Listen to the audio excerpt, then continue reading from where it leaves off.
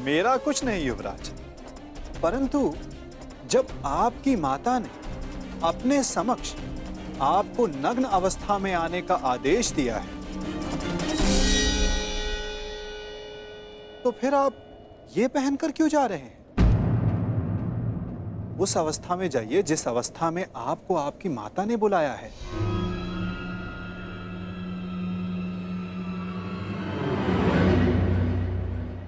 देखिए युवराज, जब माता पिता कोई आदेश दें तो बिना संकोच करे उनके आदेश का पालन करना चाहिए।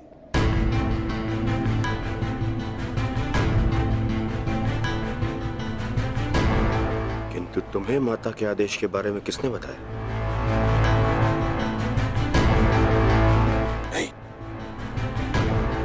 तुम छलिए हो। तुम फिर से अवश्य मुझे किसी छल में बांधना चाहते हो। मेरी माता के सामने मुझे लज्जित करवाना चाहते हो। नहीं वासुदेव, नहीं, मैं अब तुम्हारे किसी भी छल में नहीं आने वाला। चले जाओ यहां से। मैं तुम जैसे छलिए की एक बात नहीं मानूंगा।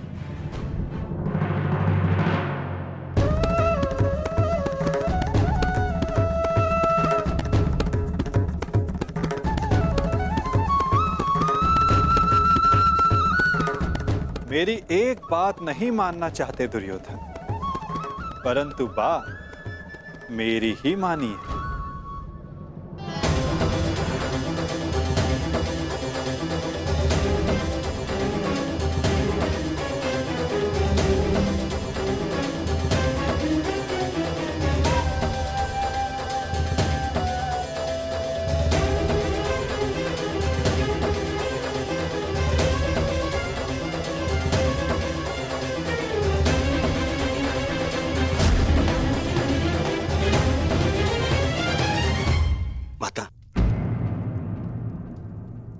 मैं आपके आदेश अनुसार गंगा स्नान करके आ गया माता।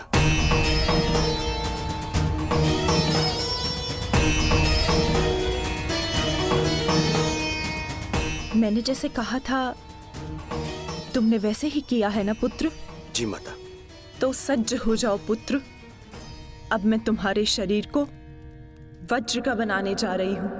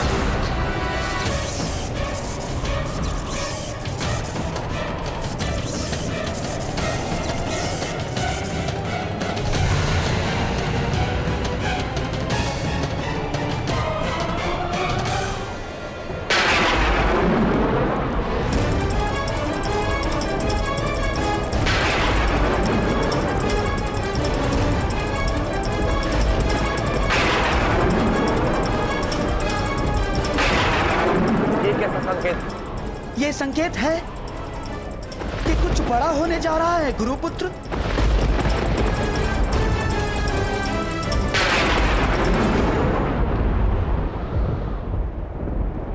ये सब क्या हो रहा है आर्य? आपके गांडीव से ये स्वर कैसा? ये स्वर गांडीव की प्रत्यंचा का नहीं है पांचाली,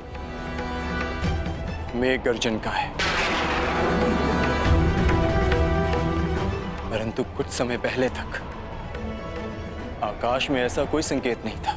मुझे भी समझ नहीं आ रहा है, जैसे आकाश में वज्र खड़क रहा हो और प्रतीत होता है कि इंद्रदेव की दृष्टि टेढ़ी हो गई है। नहीं विकोदर, ये संकेत है कि किसी की दृष्टि कई वर्षों के पश्चात किसी पर पड़ी है।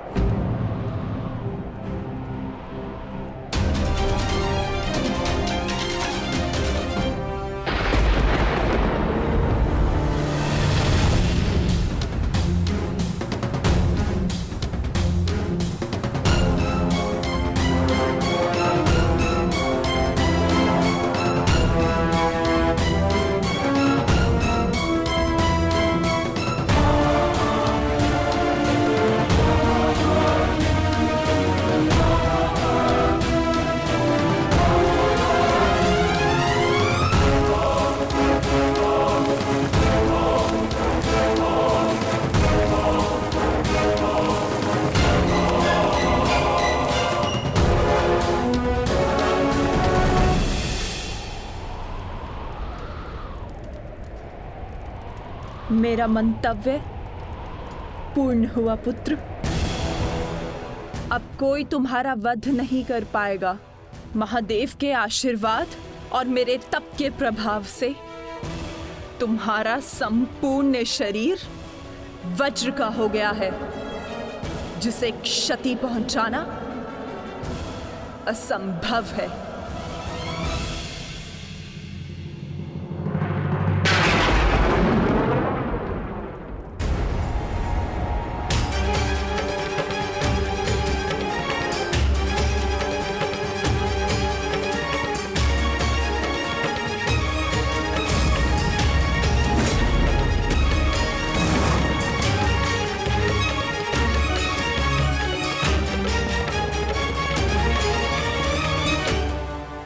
क्या किया दुर्योधन?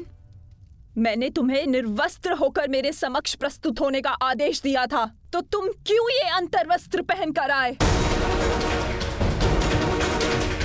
माताश्री, बहना, क्या हुआ? क्या हुआ? क्या हुआ बहना? महादेव के वरदान का उपयोग करने के लिए मैंने दुर्योधन को निर्वस्त्र मेरे समक्ष प्रस्तुत होने का आदेश दिया था, ताकि इसका सारा शरीर वज्र का बन जाए। परंतु ये क्यों किया दुर्योधन? ऐसा क्यों किया?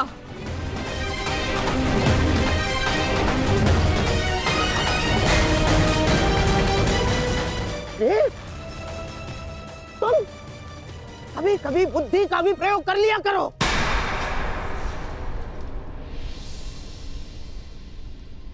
क्या कह रहे हैं मामाश्री? आप ही ने तो मुझसे कहा था कि माता के समक्ष पूर्णतः निर्वस्त्र होकर नहीं जाना चाहिए। आप ही ने कहा था।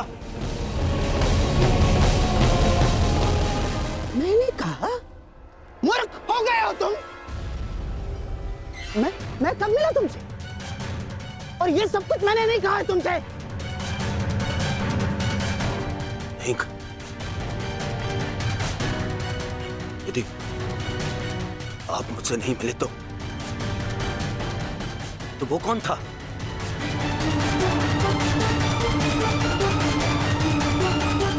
आपके पश्चात मुझे वो छलिया वासुदेव मिला था। वो छलिया कृष्ण।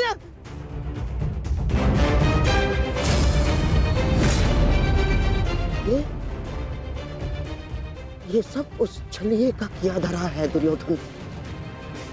मैं यहाँ से चलकर जाऊंगा, माताश्री का आदेश है। परंतु यहाँ से महल तक का मार्ग बहुत लंबा है प्रभु, आपको कुछ पहनना होगा। परंतु आप इस भांति अर्धनग्न अवस्था में। मेरी माता का आदेश है माता पिता के आदेश का अक्षरशः पालन करना कोई आपसे सीखे युवराज। माता के समक्ष यूं अवघड़ बनकर जाओगे? लो, इसे अंगवस्त्र बनाकर धारण करो। जब आपकी माता ने अपने समक्ष आपको नग्न अवस्था में आने का आदेश दिया है, तो फिर आप ये पहनकर क्यों जा रहे हैं? उस अवस्था में जाइए जिस अवस्था में आपको आपकी माता ने बुलाया है।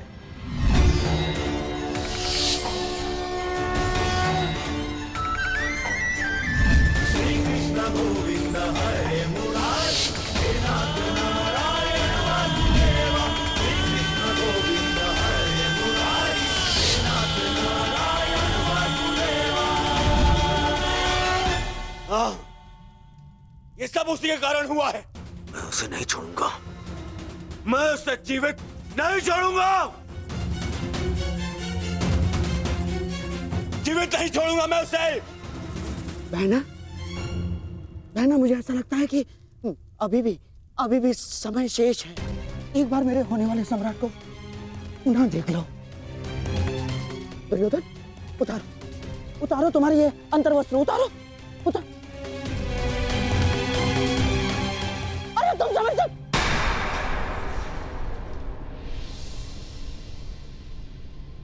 कुछ नहीं बचा अब, कुछ नहीं बचा। वर्षों से संचित किया तप मैंने समाप्त कर दिया है भ्राताश्री। इसके पश्चात कुछ नहीं हो सकता।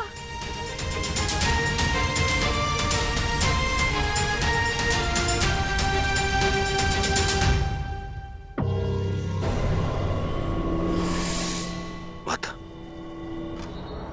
मुझे क्षमा कर दीजिए, परंतु जितना आपने दिया वो पर्याप्त है माता।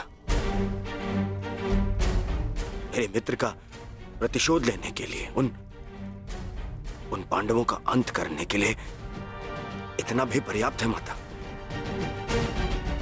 कमर से ऊपर सब कुछ वज्र का बन गया है माता, और नियम अनुसार भीम कमर से नीचे गदावार नहीं कर सकता।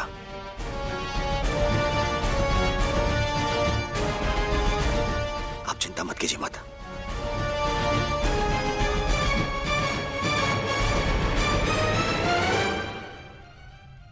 मुझे मेरे युद्ध के लिए सज्ज होना है। मुझे आज्ञा दीजिए माता। मैं वचन देता हूं कि मैं आपके इस आशीर्वाद को व्यर्थ नहीं जाने दूंगा। प्रणिपात माता। विजयी भव पुत्र, अवश्य ही तुम्हारी विजय हो।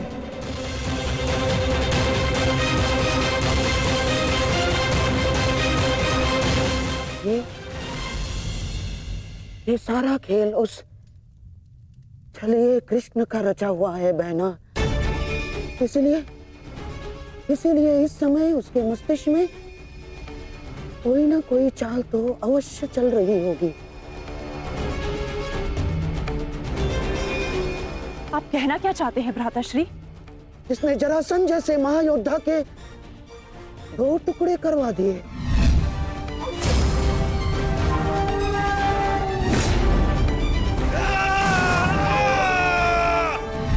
जिसने महामहिम भीष्म को उस शिखंडी का सहारा लेकर शरशैया पर लिटवा दिया,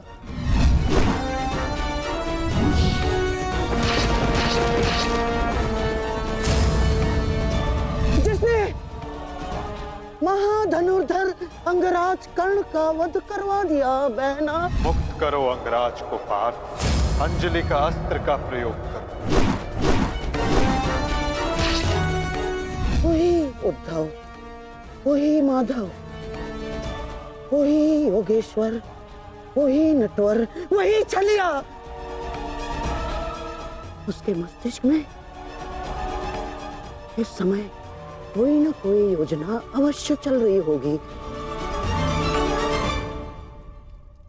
नहीं, इस बार मैं कृष्ण को कोई छल नहीं करने दूंगी। समय आ गया है, आज के महायुद्ध के लिए सज्ज हो जाओ।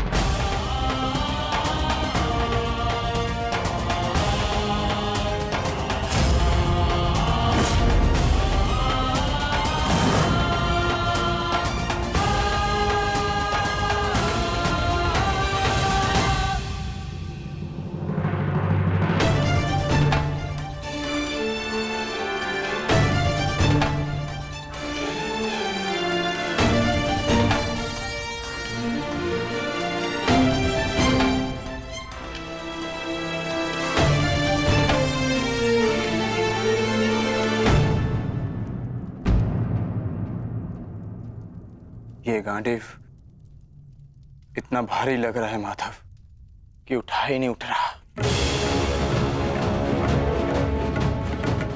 हाँ माधव, ज्येष्ठ की मृत्यु के पश्चात शस्त्र भारी हो गए हैं। शस्त्र भारी नहीं हुआ है विकोदर, तुम्हारा मन भारी हो रहा है।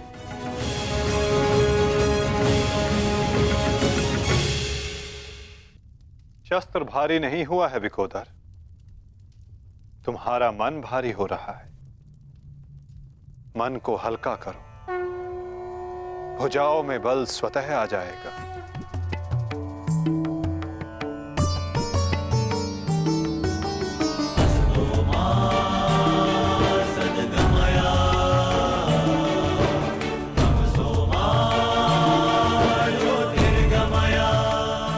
तुम सब अपने ज्येष्ठ कर्ण के लिए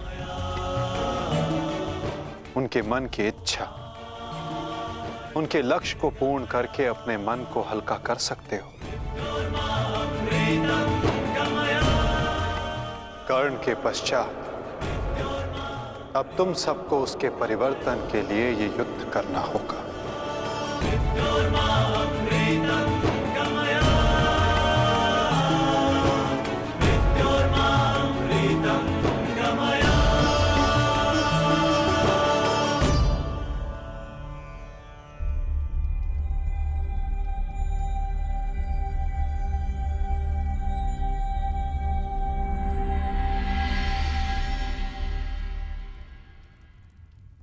तुम्हारे ज्येष्ठ कर्ण का लक्ष्य उचित था, किंतु मार्ग अनुचित था,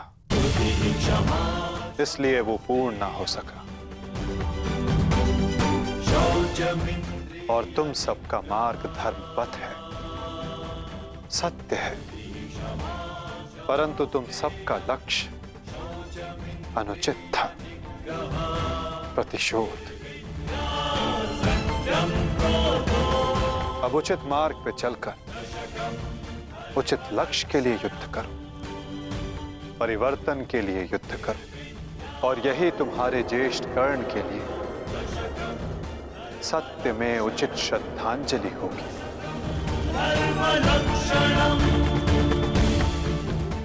और परिवर्तन तब तक नहीं आ सकेगा जब तक दुर्योधन जीवित है।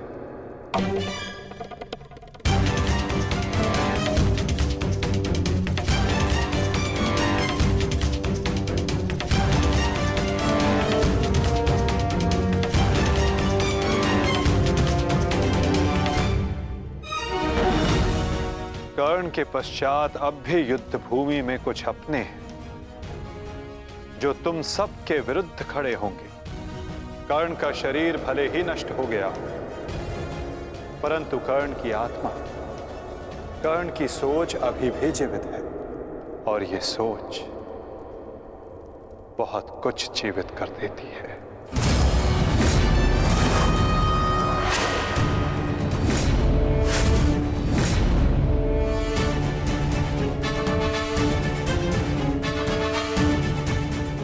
युद्ध का 18वां दिन।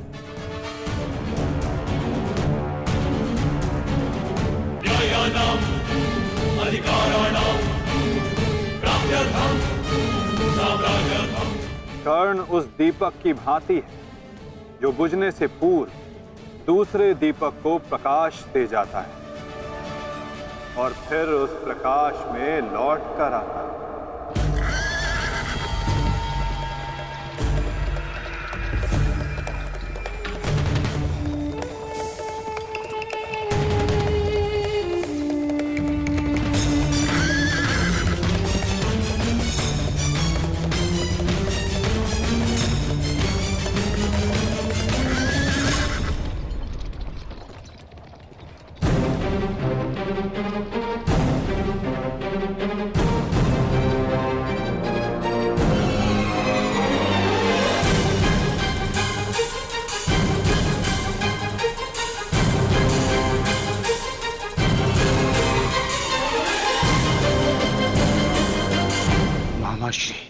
शैल्य, कहा था ना पार्थ, इस युद्ध में कुछ और अपने होंगे जो तुम्हारे विरुद्ध खड़े होंगे।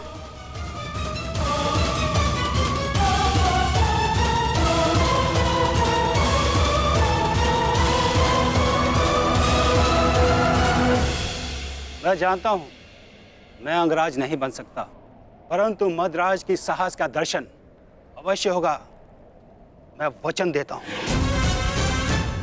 जो मैं सारथी बन के नहीं कर पाया वो अब मैं अपने रथी के रथ पर आरूढ़ होकर अवश्य करूंगा। ये मेरा वचन है।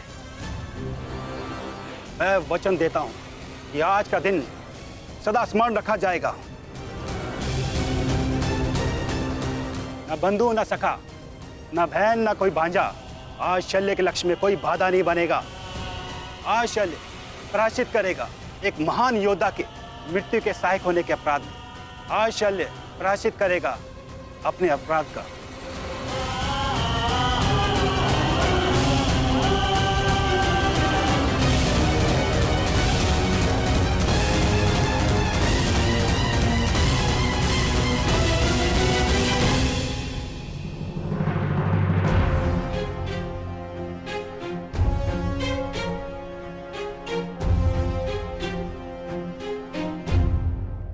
यदि ऐसा है तो आज साथ मिलकर लड़ेंगे शैल्य। आओ मेरे साथ मिलकर मेरे मित्र का प्रतिशोध लो। सर सेनापति शैल्य। सेनापति शल्य की, सेनापति शल्य की, सेनापति शल्य की।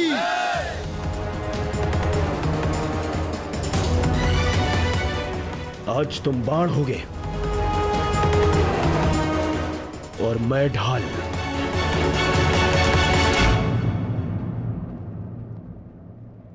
मित्र कर्ण के लिए और ये मेरे पश्चाताप के लिए।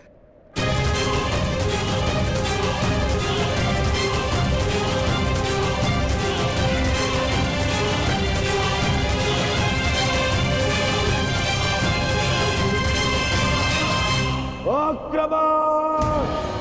आक्रमण!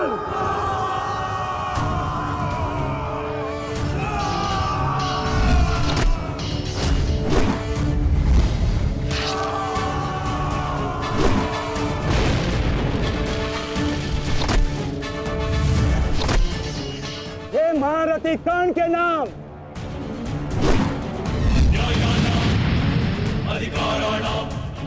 ये मित्र कर्ण के लिए।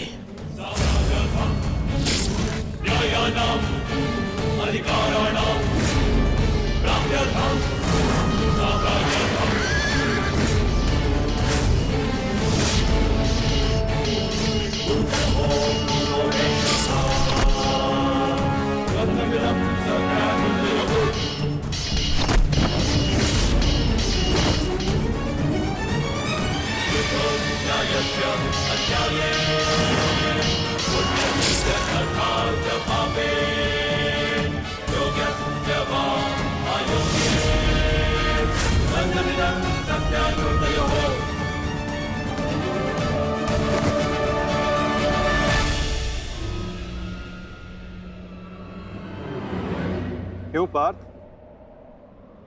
क्या कर पाओगे मद्रराज शैल्य के बल का सामना? रथ को मदरराज और दुर्योधन की ओर ले चलिए माधव।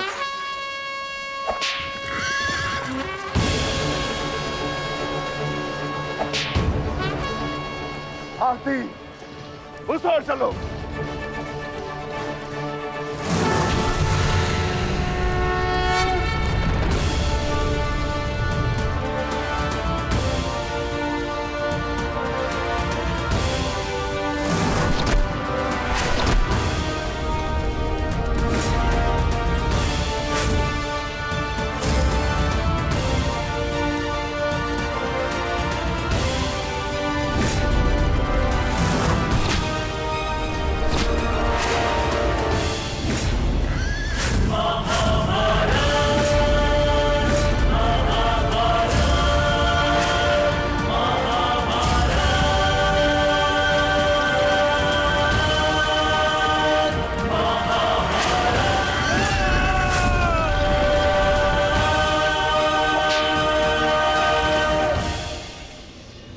शत्रु पे प्रहार करने को उसका बल और कौशल दोनों आंख लेना चाहिए मूर्ख।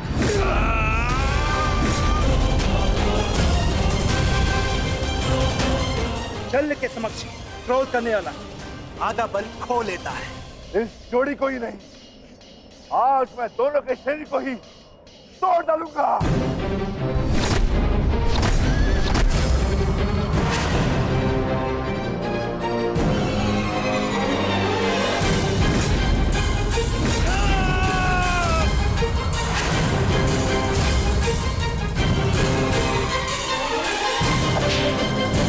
स्वयं से निर्बल को हराकर कोई महायोद्धा नहीं हो जाता है मामा श्री शल्य। यदि साहस है तो मुझसे द्वंद्व कीजिए। भांजा कुछ मांगे तो मामा को दे देना चाहिए, ये उसका कर्तव्य है। और लाड भी जैसे तुम्हारी इच्छा अर्जुन।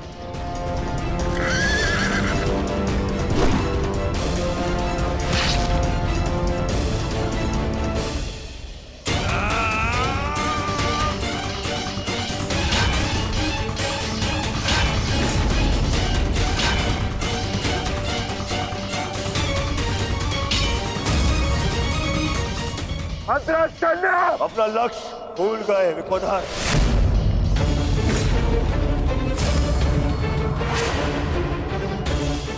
मेरे 99 भाइयों के पश्चात मैं ही तो हूं तुम्हारा लक्ष्य। यार की जब मृत्यु आती है ना तो वो गांव की ओर भागता है। तुम्हें तुम्हारा अंत क्या खींच रहा है दुर्योधन? सावधान दुर्योधन!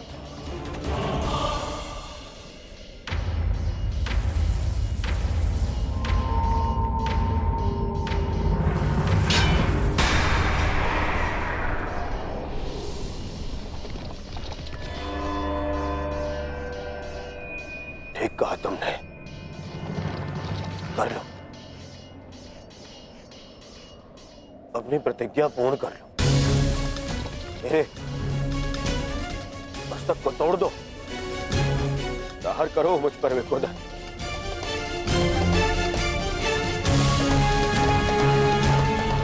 अभी वध कर दो मेरा।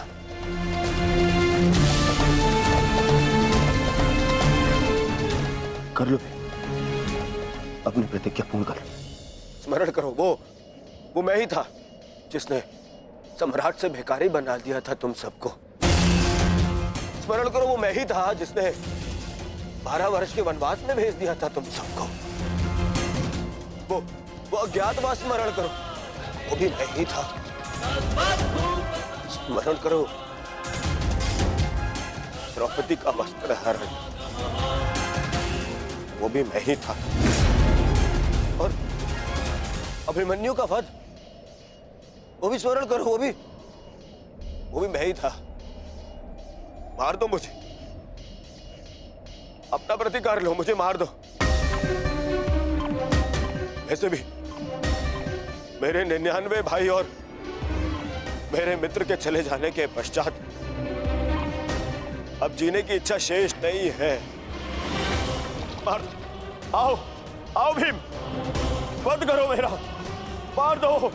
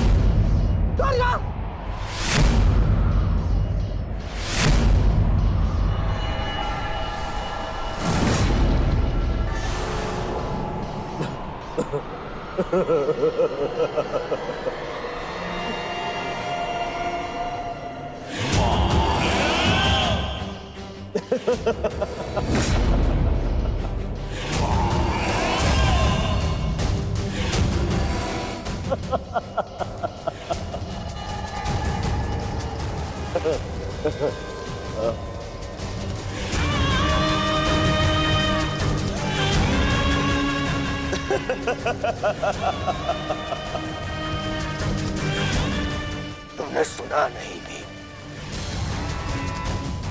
मैंने कहा 99 भाइयों और मेरे मित्र की मृत्यु के पश्चात जीने की इच्छा शेष नहीं है। यदि कुछ शेष है तो वो प्रतिकार की कामना, प्रतिशोध की इच्छा। आओ भीम, प्रहार करो मुझ पर। ऐसे ऐसे लोग हैं अपने समस्त परिवार के ऊपर किए गए अपमान का प्रतिशोध। ऐसे लोग हैं, ऐसे करोगे पूर्ण अपनी प्रतिज्ञा। प्यार करो, देखो ना ही मेरे पास कोई शस्त्र है और ना ही कोई दिव्यास्त्र। मेरे हाथ ही मेरे शस्त्र है और मेरा क्रोध ही मेरा दिव्यास्त्र। प्यार करो।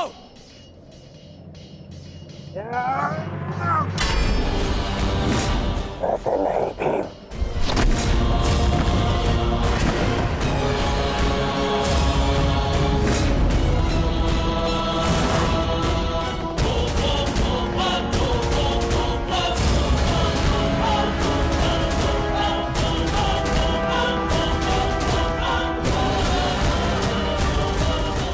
वहां क्या देख रहे हो अर्जुन? सामने देखो, शत्रु तुम्हारे समक्ष खड़ा है। इतना सरल नहीं होगा तुम्हारे लिए ये द्वंद अर्जुन, क्योंकि ना मेरे गुरु का मुझे श्राप मिला है और ना ही इंद्र ने मुझसे कोई कवच छीना है और ना ही मेरे रथ का चक्र धरती में धंसा है। मैं कर्ण नहीं हूं जिसे अनीति में फंसा के मार डालोगे। मैं मद्राज चल हूं। अब दिखाओ अपना पराक्रम। कितने बड़े योद्धा हो तुम, कितने बड़े शूरवीर हो, कितने बड़े धनुधारी हो, दिखाओ।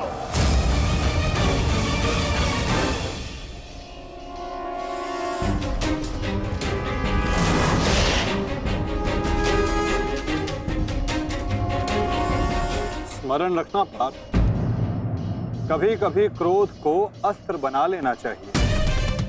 तुम क्रोध में मत उलझो पार्थ, केवल अपने युद्ध पर अपना ध्यान केंद्रित रखो।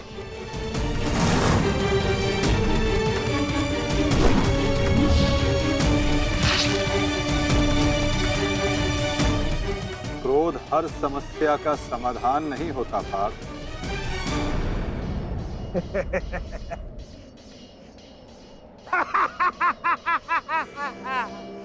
लगता है आचार्य द्रोण ने तुम्हें अधूरी शिक्षा दी है अर्जुन।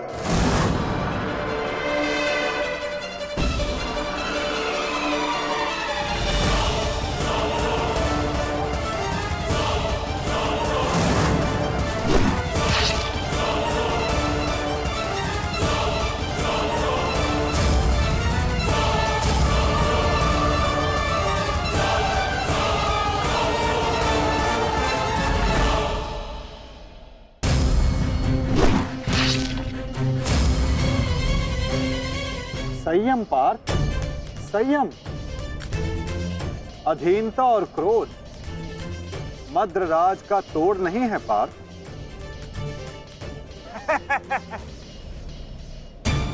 मद्रराज, इस अर्जुन को धनुर्विद्या सीखने का बहुत शौक है। आप इसे धनुर्विद्या सिखाएं।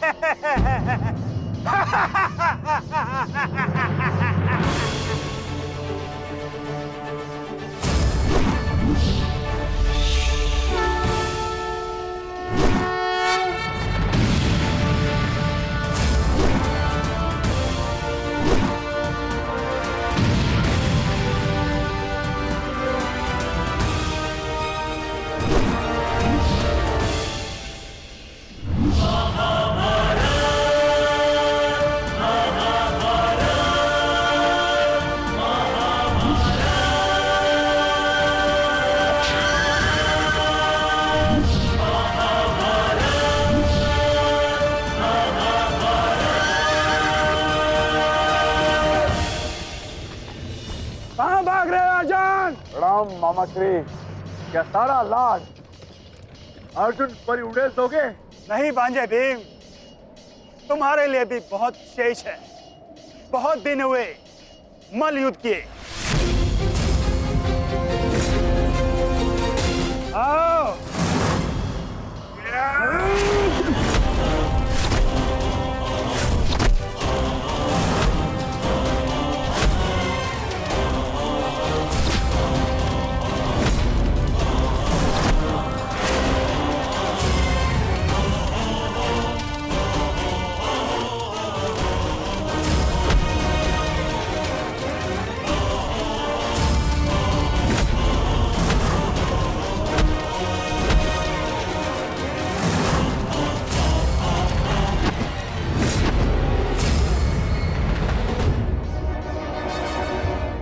साधो विकोदर भीम, साधो। अद्भुत बल है तुम्हारे भीतर, किंतु तुम्हें लगता नहीं कि तुमने देर कर दी।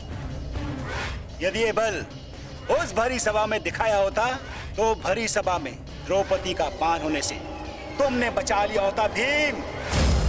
अरे जब फसल ही जल गई तो वर्षा का क्या लाभ? अरे संसार के इतिहास में तुम्हारा नाम एक कायर के रूप में लिखा जा चुका है भीम, जो अपनी पत्नी का वस्त्र हरण होते हुए देखता रहा। वस्त्र हरण। नहीं, ऐसा तो नहीं, तुम स्वयं उस पल का आनंद ले रहे थे।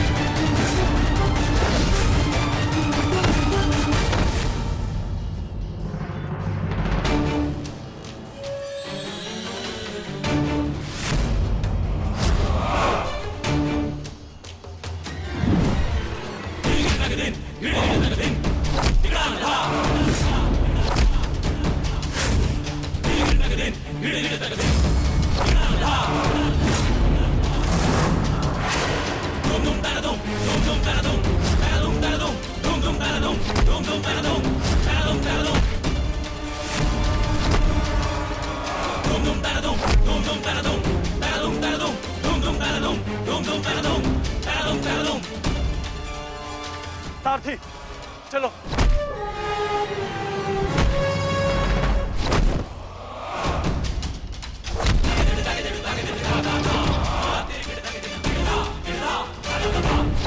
विश्वास नहीं होता मामा श्री कि आप हमारे शत्रु के साथ मिलकर हमें ही परास्त करने पे तुले हैं। आपसे सहायता मांगना हमारी सबसे बड़ी भूल थी, किंतु आपको परास्त कर हम अपनी भूल का पश्चाताप करेंगे। आइए मामा श्री, हमसे द्वंद्व कीजिए। जिसे कल मेरे महारथी ने छोड़ दिया था, मैं उन्हें मारना नहीं चाहता। जाओ, लौट जाओ। कर्ण ने तुम्हें क्षमा किया था, इसलिए मैं भी तुम्हें एक और अवसर देता हूं। जाओ, लौट जाओ। अपनी ही बहन के अंश को नहीं मारना चाहता, इसलिए लौट जाओ। कहीं ऐसा तो नहीं कि आपको हमसे भय लग रहा हो मामा श्री? है शल्य को भय।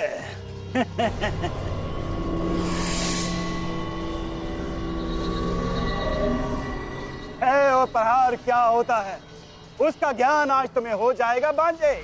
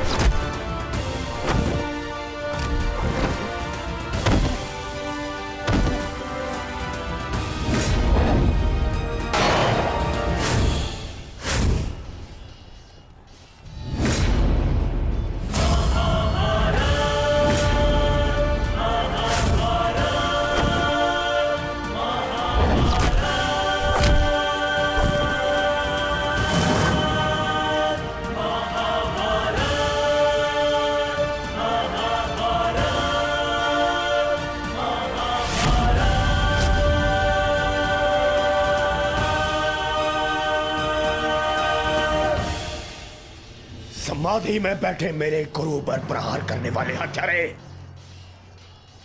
मैं तुम्हें इस गुरु पुत्र का बाल भी बाका नहीं होने दूंगा।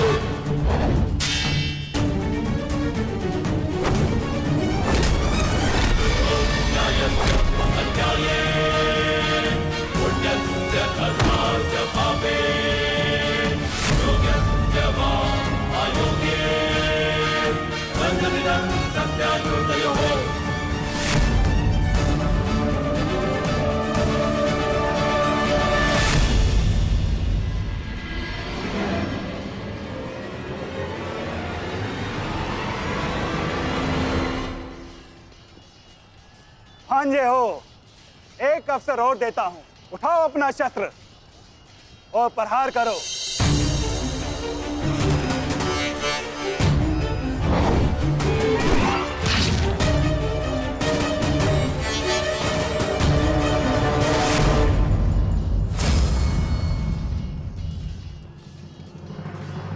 क्या हुआ? कोई पांडव सेना में ऐसा वीर नहीं है जो मेरा सामना कर सके? या तो मुझसे युद्ध करो, अन्यथा अपनी पराजय स्वीकार करो। ये सब क्या हो रहा है माता? मदरराज अचानक से इतने शक्तिशाली कैसे हो गए? क्या उन्हें परास्त करने का कोई उपाय नहीं? किसी भी शक्ति का तोड़ ढूंढने से पूर्व उस शक्ति को समझना अनिवार्य है पार्थ। है कोई मेरे समक्ष जो मुझसे युद्ध कर सके? मद्रराज की शक्ति उनके शत्रु के क्रोध में है पार्थ। उन्हें केवल वही परास्त कर सकता है जो अपने क्रोध को अपना अस्त्र बना सके, या वो जिसे अपने क्रोध पर पूर्ण नियंत्रण हो, जैसे कि अंगराज कर्ण ने किया था पार्थ। अपने क्रोध को अपना अस्त्र बनाकर उन्होंने शैल्य को पराजित किया था।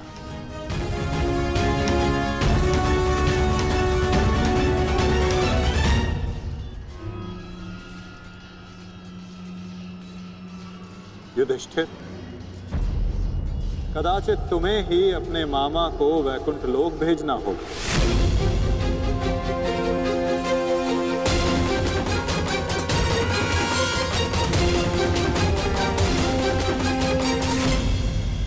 कदाचित तुम्हें ही अपने मामा को वैकुंठ लोक भेजना होगा।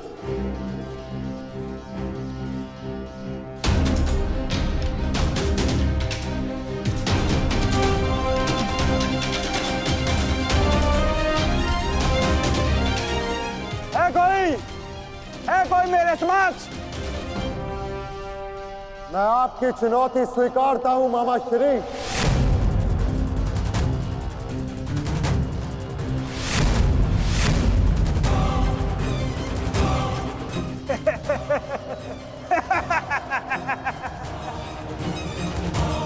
जब अर्जुन का गांडीव, भीम की गदा मेरा कुछ बिगाड़ नहीं सकी, मेरे भांजों को भी मेरे समक्ष घुटने टेकने पड़े, तो तुम किस अस्त्र की सहायता से मुझे परास्त करोगे युधिष्ठिर? हो, कहीं तुम चौसर के खेल की चुनौती देने तो नहीं आए युधिष्ठिर?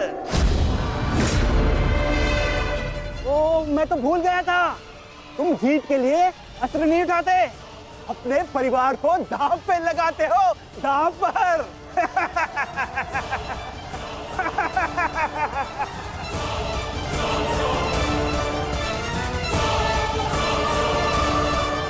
परंतु दांव पर किसे लगाओगे? पांचाली को तो तुमने बुलाया नहीं है?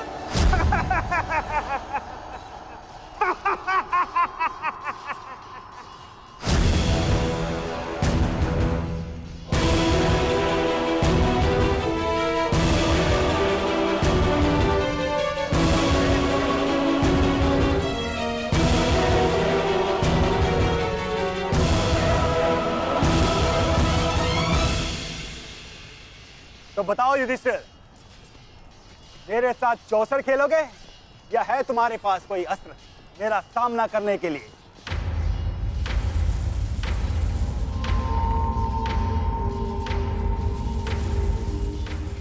अस्त्र है मेरे पास। कैसा अस्त्र? शांति और सत्य।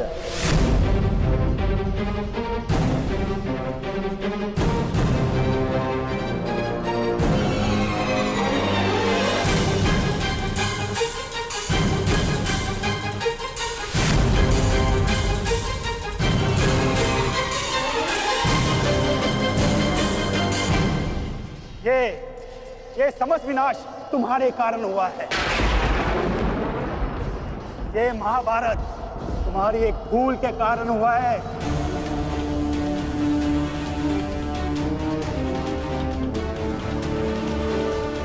आपने उचित कहा मामा श्री।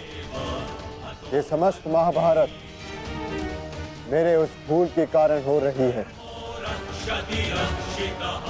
तो अब समय आ गया है अपनी उस भूल को सुधारने का, और आपका समय आ गया है अपनी भूल का पश्चाताप करने का। इस प्रकार के पुरुष हो तुम, द्रौपदी का पान स्मरण करके लज्जा और क्रोध नहीं आता तुम्हें? जो ना कर सके उस पर शोक मनाने से बेहतर है कि अभी जो हमारे वश में है वो कर्म किया जाए,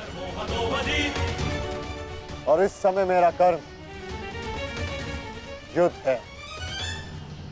सावधान मामा श्री। तो आओ युद्ध करो।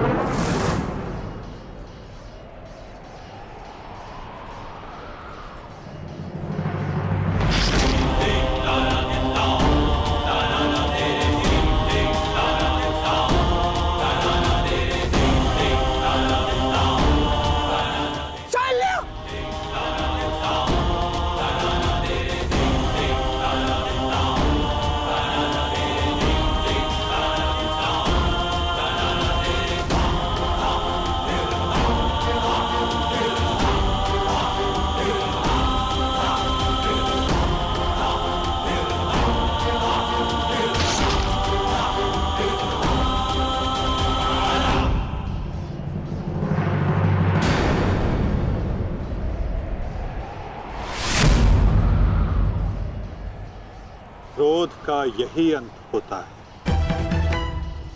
मनुष्य का क्रोध मनुष्य को ही भस्म कर देता है। स्मरण है पाप, ये वही मामा थे जिन्हें विवश होकर कौरवों का साथ देना पड़ा।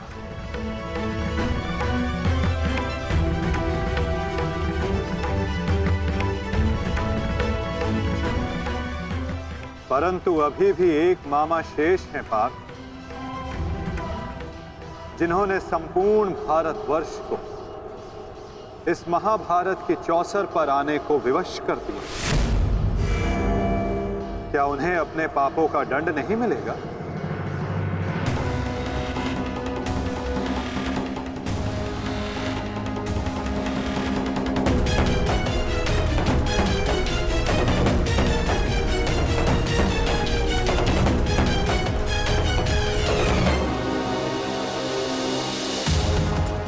अवश्य माता, गांधार राज को दंड अवश्य मिलेगा।